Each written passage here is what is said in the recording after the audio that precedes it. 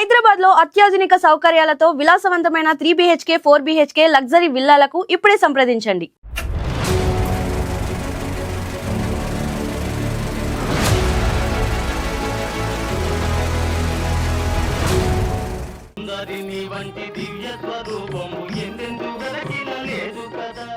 సుందరి నీ వంటి దివ్య స్వరూపం.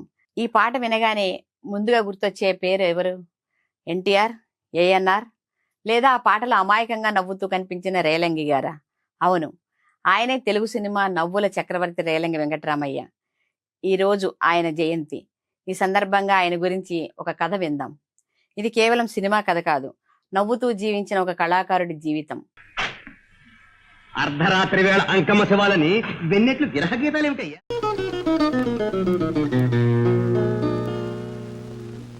1910 ఆగస్టు 13న తూర్పుగోదావరి జిల్లా రావులపాలెంలో రేలంగి జన్మించారు.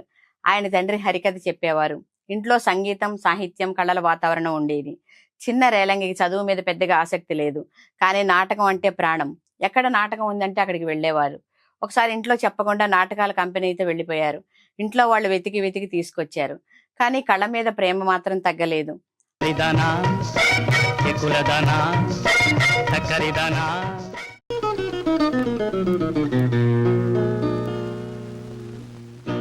ఆ రోజుల్లో నాటకాల్లో మహిళలు ఎక్కువగా నటించేవారు కాదు. అందుకే రేలంగి స్త్రీ పాత్రలు కూడా పోషించేవారు.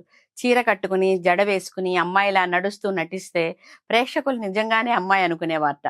ఒకసారి నాటకం అయిపోయిన తర్వాత ఒక వృద్ధురాలు వచ్చి, అమ్మా చాలా బాగా నటించావని ఆశీర్వదించిందట.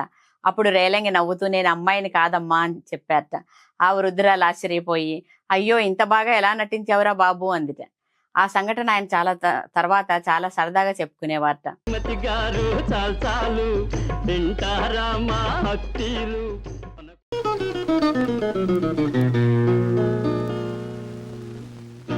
సినిమాల్లో నటించాలనే కలతో మద్రాసుకు వెళ్లిన రేలంగికి వెంటనే అవకాశాలు రాలేదు. చిన్న చిన్న పాత్రలు, కొద్దిపాటి పారితోషికం, కొన్నిసార్లు పని లేక ఖాళీ రోజులు. ఒకసారి ఆయన దగ్గర డబ్బు లేక 2 రోజుల పాటు తినలేదుట. అయినా షూటింగ్కి వెళ్లి నవ్విస్తూ నటించారు.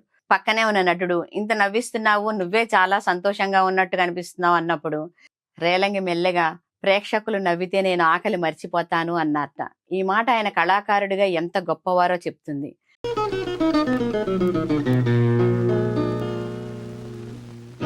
మొదట ఆయనకు చిన్న చిన్న పాత్రలే వచ్చాయి, కానీ ఒక సినిమాలో భయపడే పనివాడి పాత్ర చేశారు. ఆ పాత్రలో ఆయన చూపులు, వణుకు, అమాయకపు ముఖం చూసి ప్రేక్షకులు కడుపబ్బా నవ్వారు. సినిమా ముగిసిన తర్వాత థియేటర్ బయట ప్రజల హీరో గురించి కాకుండా ఆ భయపడే వ్యక్తి ఎవరు అని అడిగారట. అప్పుడు నిర్మాతలకు అర్థమైంది, ఈ మనిషిలో అసాధారణమైన హాస్య ప్రతిభ ఉందని. చాలా మందికి తెలియని విషయం, రేలంగి కొన్ని చిత్రాల్లో హీరోగాను నటించారు. అలాగే నిర్మాతగా కూడా ప్రయత్నించారు. మంచి గాయకుడు, హార్మోనియం విద్వాంసుడు కూడా. ఆయనలో ఒక సంపూర్ణ కళాకారుడు దాగి ఉండేవారు.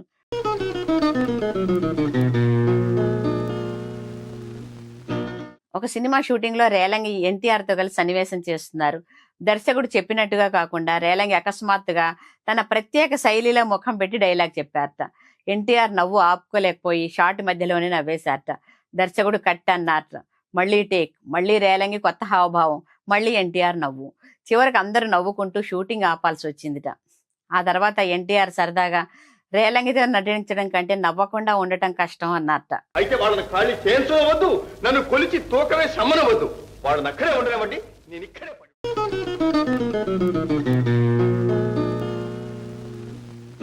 ఒకసారి సావిత్రి గారు చాలా సీరియస్ సన్నివేశం చేస్తున్నారు.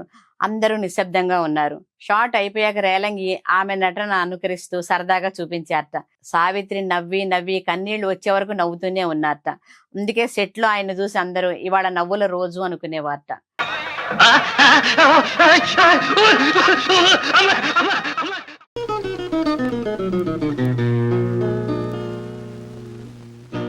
రేలంగి పేరు వినగానే మనకి రమణారెడ్డి కూడా గుర్తొస్తారు. ఈ ఇద్దరు కలిసి తెరపై కనిపిస్తే ప్రేక్షకులు ముందే నవ్వడానికి సిద్ధమైపోయేవారు. ఒకసారి షూటింగ్ కి ఇద్దరు ఆలస్యంగా వచ్చారట. దర్శకుడు కోపంగా ఎందుకు ఆలస్యం అని అడిగితే రమణారెడ్డి, నేను టైంకే వచ్చాను సార్, రేలంగి నవ్వుతూ తీసుకెళ్లాడు అన్నట్ట. వెంటనే రేలంగి, నేను తీసుకెళ్లేదు సార్, ఈయనే నవ్వుతూ నన్ను ఆపేశాడు అన్నట్ట. సెట్ లో ఉన్న వాళ్ళంతా నవ్వుల్లో మునిగిపోయారట.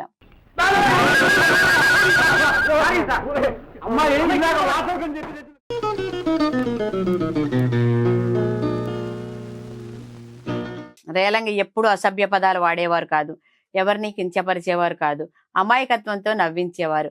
అందుకే ఆయన సినిమాలు కుటుంబం అంతా కలిసి చూసేవారు.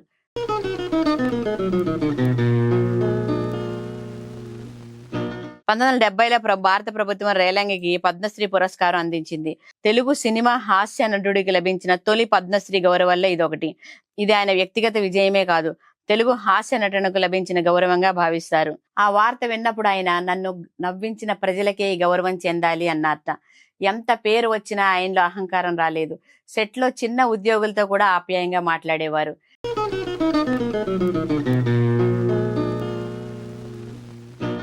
చివరి రోజుల్లో కూడా నవ్వే మాట.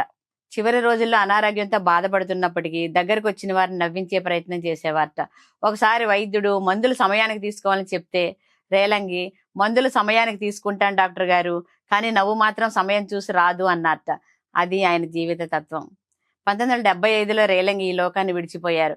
కానీ ఆయన వెళ్లిపోయిన రోజున తెలుగు సినిమా ఒక గొప్ప నవ్వు కోల్పోయింది. ఈ రోజు మనం మొబైల్లో 100 వీడియోలు చూస్తూ నవ్వుతున్నాం. కానీ ఒకప్పుడు ప్రజలు నవ్వుకోవాలంటే థియేటర్కు వెళ్లేవారు. ఆ నవ్వులకు చిరునామా ఒకరే, రేలంగి వెంకట్రామయ్య. పాత సినిమా టీవీలో వస్తుంటే రేలంగి తెరపై కనిపించగానే మన పెదవులపై ఇంకా చిరునవ్వు మెరిసిపోతుంది. అదే ఒక నిజమైన కళాకారుడు సాధించిన అమరత్వం. కాశీకి పోయాను రామ హరి గంగ తీర్థము తెచ్చా